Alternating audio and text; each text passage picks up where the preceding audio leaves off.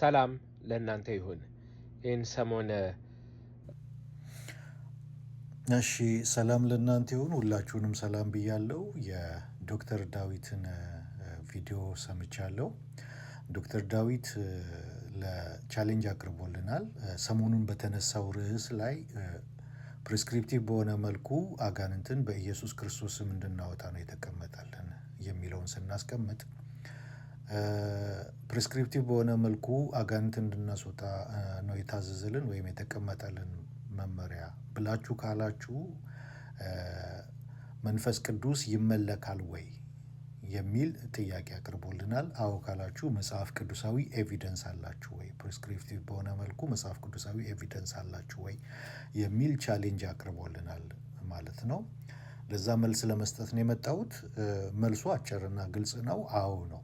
መንፈስ ቅዱስ ይመለካል፣ አምላክ ነው፣ ይመለካል። እንደሚመለክና እንደተመለከ ደግሞ መጽሐፍ ቅዱሳዊ ኤቪደንስ አለ ብዬ ነው የመጣሁት። ምንድነው የመጽሐፍ ቅዱሳዊ ኤቪደንስ ከተባለ ኢሳይያስ ምዕራፍ 6 ነው። ኢሳይያስ ምዕራፍ 6 ላይ ንጉሥ ኦዚያን በሞተበት ዓመት እግዚአብሔርን በረጅምና ከፍ ባለ ዙፋን ላይ ተቀምጦ አየሁት። የልብሱም ዘርፍ መቅደሱን ሞልቶት ነበረ። ሱራፌልም ከእርሱ በላይ ቆመው ነበረ። ለእያንዳንዱም 6 ክንፍ ነበረው። በሁለት ክንፍ ፊቱን ይሸፍን ነበረ፣ በሁለት ክንፍ እግሮቹን ይሸፍን ነበረ፣ በሁለቱ ክንፍ ይበር ነበረ።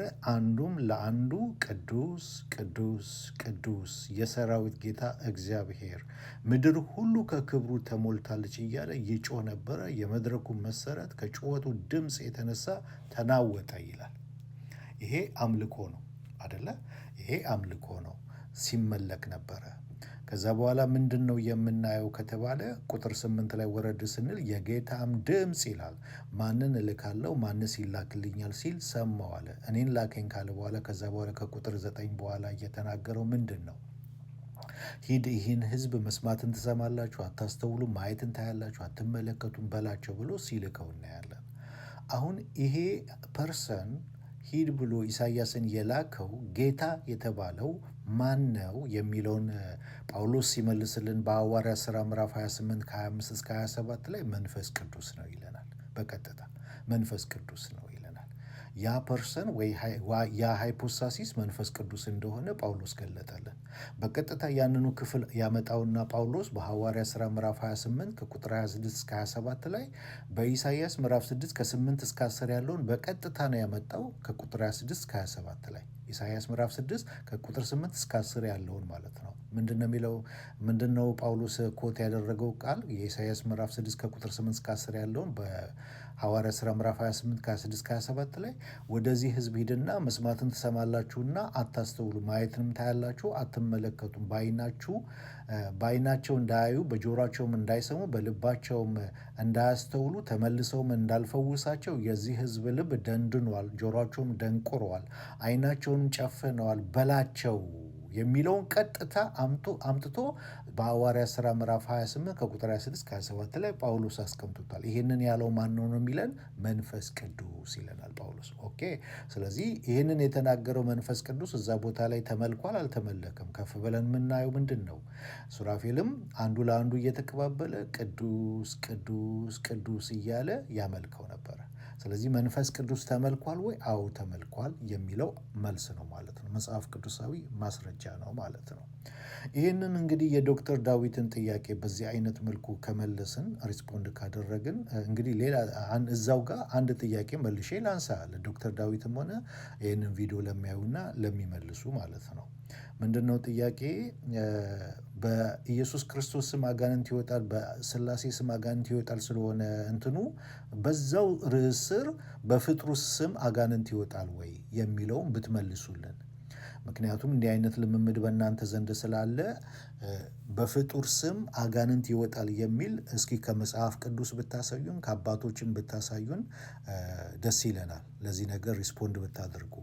አይ እንደዚህ አይነት ነገር የተጻፈ ነገር አቅርብ፣ የተጻፈ ነገር የለም ካላችሁ በድርሳኖቶቻችሁ በሙሉ ተጽፈዋል። ገድለ ገብረ መንፈስ ቅዱስ ላይ አለ። ገብረ መንፈስ ቅዱስ ላይ የቃል ኪዳን ክፍል በሚለው ስር እናገኛለን። ገድለ ተክለ ሃይማኖት አለ። ገድለ ተክለ ሃይማኖት ደግሞ የእረፍት ምዕራፍ በሚለው ስር አለ። የእርኩስ አጋንንትም ኃይል ስምህ በተጠራበት ገድልህ በተነበበበት ቦታ ሁሉ አይቀርብም፣ ከነዚያ ስፍራዎች ሁሉ ይሸሻሉ ወይም ደግሞ ይሽሹ የሚል ተጽፏል። ገድለ ተክለ ሃይማኖት ላይ ማለት ነው። ድርሳነ ሚካኤል ላይ አለ። ድርሳነ ሚካኤል ላይ የሰኔ ወይም የህዳር ወር ምዕራፍ ላይ ምን አለ? መላእክት አጋንንትን የሚያስሩበትና የሚያባርሩበት ስልጣን ከፈጣሪ እንደተሰጣቸው ይናገራል ድርሳነ ሚካኤል። ድርሳነ ገብርኤል ላይ ደግሞ የሰለስቱ ደቂቅ ታሪክ ላይ ምን ይላል?